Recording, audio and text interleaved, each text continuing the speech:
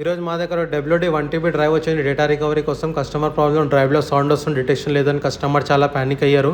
Customer యూట్యూబ్లో video చేసి మా ఆఫీస్కి వెయిట్ చేశారు. మేము దీనికి సాఫ్ట్వేర్తో చెక్ చేసినాం. సాఫ్ట్వేర్తో చెక్ చేస్తే సౌండ్ వస్తుంది, డిటెక్షన్ ఏం లేకుండా ఓపెన్ పర్మిషన్ తీసుకొని దీనికి అడ్వాన్స్ క్లీన్ రూమ్ ల్యాబ్లో డ్రైవ్కి ఓపెన్ చేసినాం. దీనికి అడ్వాన్స్ క్లీన్ రూమ్ ల్యాబ్లో డ్రైవ్కి ఓపెన్ చేస్తాం. మీరు చూడొచ్చు టాప్ లెటర్ మీద కొంచెం లైట్ డ్యామేజెస్ ఉండే, డస్ట్ ఉండే. సో మేము దీనికి స్పెషల్ టూల్తో హెడ్ రిమూవ్ చేసి డ్రైవ్కి మొత్తం క్లీన్ చేసినాం. డస్ట్ క్లీన్ చేసిన తర్వాత మైక్రోస్కోప్లో చెక్ చేసినాం.